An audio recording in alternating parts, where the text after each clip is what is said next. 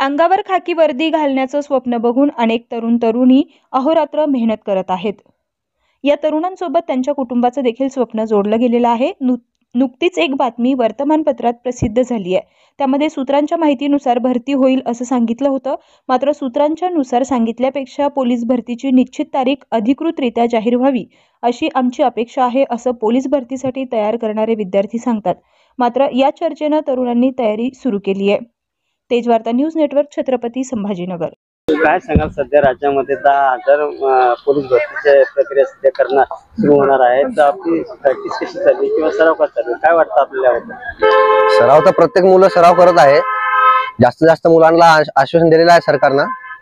पण जे सध्या तुम्ही ऍड दिलेली आहे, जे म्हणजे पेपरमध्ये आलेलं आहे, तर सूत्रानुसार म्हणलेलं आहे. तर आम्ही इतकं प्रॅक्टिस मेहनत करतो, तर तुम्ही एकदा कन्फर्म सांगायला पाहिजे की तारीख द्यायला पाहिजे की किती, म्हणजे कन्फर्म जागा किती निघणार आहे, कधी निघणार आहे. निघाल्याशिवाय तर काही सांगता येत नाही ना. प्रॅक्टिस सर मागच्या भरतीपासून चालू आहे तसंच, आणि भरपूर मुलं लागले आहे, जसं मित्रपरिवार वगैरे. पण आता प्रॅक्टिस जोरान चालू आहे, जसं की सांगण्यात आलेलं आहे की भरती वगैरे निघणार आहे खरं, म्हणून प्रॅक्टिस चांगली चालू आहे सर्वांची. माझं नाव वैभव कैलाश ढगे.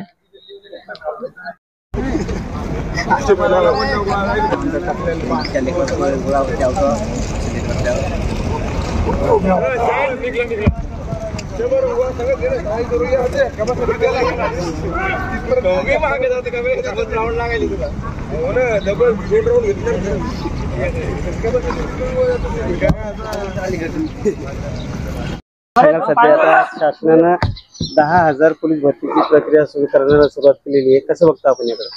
सर, ही भरती निघणं खूप आवश्यक आहे, कारण की तुम्ही पाहत आहे संभाजीनगर मध्ये सध्या हे एका ग्राउंडवर एवढे पोर आहे सर. बाकी असे 50 ते 100 ग्राउंड आहे सर. प्रत्येक पोरगा भरतीची वाट पाहत आहे, मेहनत पाहत आहे तुम्ही, काही चालू आहे पोराची. काय वाटतं भरती सर, भरती पडणं भरपूर आवश्यक आहे पोरांसाठी. आता सगळे आशा लावून बसलेले सर भरतीसाठी. भरतीपासून काय अपेक्षा आहे, जसं तुमची प्रॅक्टिस कशी चालू आहे सध्या? सर, प्रॅक्टिस वगैरे व्यवस्थित चालू आहे सर्वांची. पोरं मागच्या भरतीपासून प्रॅक्टिस बंद नाही केली त्यांनी, कंटिन्यू मध्ये सगळे.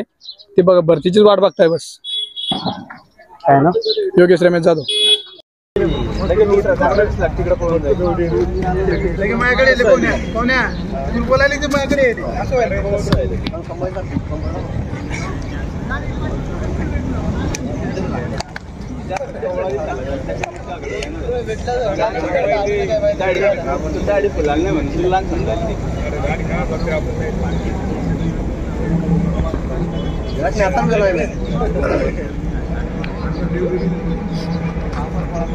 आता